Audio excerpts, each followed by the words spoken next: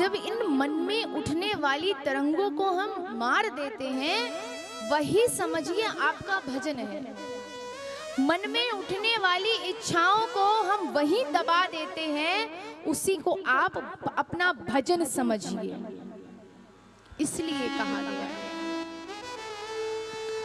आपके मन में कोई भी इच्छा उठ रही है, जागृत हो रही है, उसको वहीं दफन कर दीजिए। अगर आप श्री ठाकुर जी के नजदीक पहुंचना चाहते हैं तो हमेशा से कहा गया है मन की शुद्धि करनी है, मन को स्वच्छ रखना है। इसलिए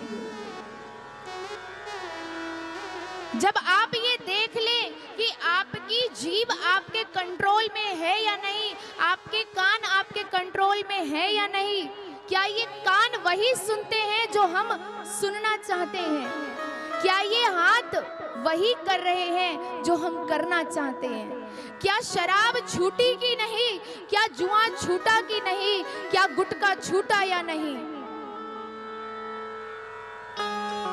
जब ये सारी बुराइयां आपके अंदर से निकल जाती हैं तो समझ जाइए अब आप भगवत मार्ग के लिए तैयार हो गए हैं। आपकी आंखें वही देख रही हैं जो आप देखना चाहते हैं। तो समझ लीजिए आप भगवत मार्ग के लिए तैयार हो गए हैं। जब प्रभु श्री राम जी ने सुग्रीव के पास से मिले गहनों को लक्ष्मण जी को दिखाया है, हरगों को, कुंडलों को,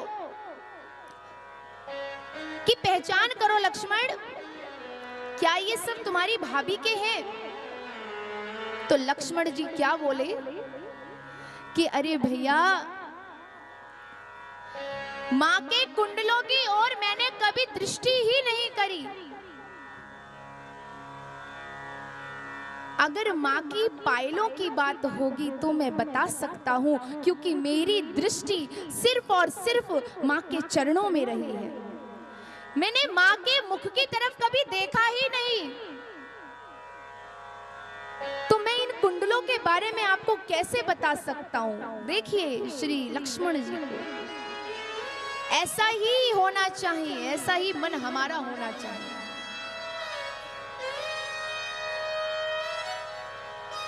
मैं इन गहनों के बारे में आपको नहीं बता सकता।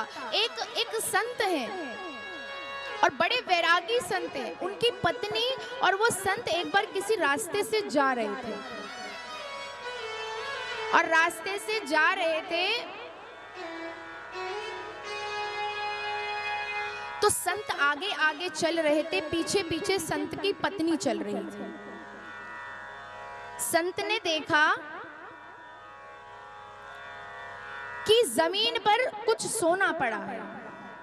विचार किया कि पीछे मेरी पत्नी आ रही है, कहीं इस सोने को देखकर उसके मन में कोई लालच उत्पन्न ना हो जाए। माताओं को गहनों का बड़ा शौक होता है ना, पहनने ओढ़ने का माताओं को बड़ा शौक होता है। तो संत ने सोचा कहीं ऐसा ना हो कि इन गहनों को देख करके उसके मन में कोई लालच उत्पन्न हो जाए।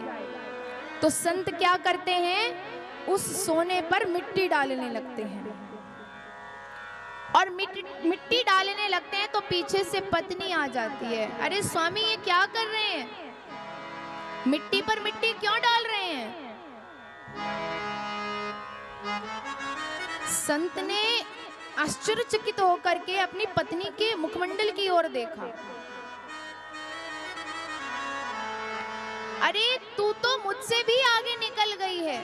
मैं तो मिट्टी को मिट्टी समझ रहा था, सोने को सोना समझ रहा था, पर तू तो मुझसे भी आगे निकल गई है। तू तो सोने को भी मिट्टी बोल रही है। तो ऐसी दृष्टि हमारी भी होनी चाहिए।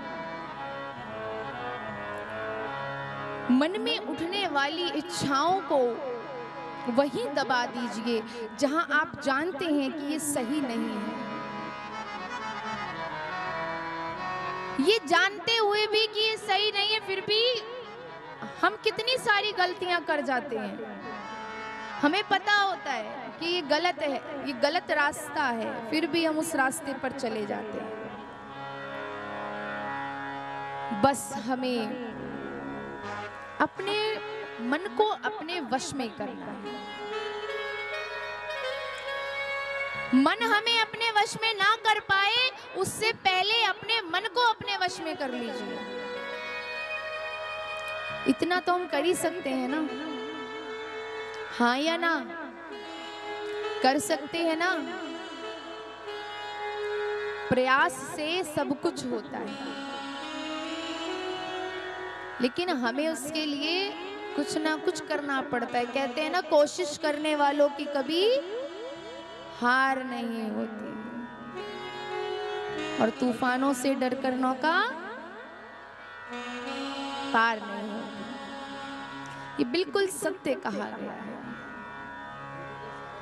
जब तक आप कुछ करेंगे नहीं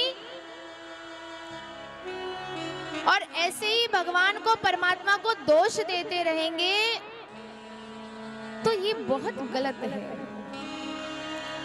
हम खुद कुछ भी करने का प्रयास नहीं करते और उल्टा भगवान को दोषी मानते रहते हैं। भगवान हमारे साथ ही बुरा क्यों करता है? इसलिए आज चतुर्थ दिवस है और आपको एक ही बात बताई जा रही है, इस मन को साफ कीजिए ताकि परमात्मा से आप मिल सके, परमात्मा से आप जुड़ सके। माताएं कोई भी बात नहीं करेंगी, एक बार जोर से बोलेंगे, एक साथ।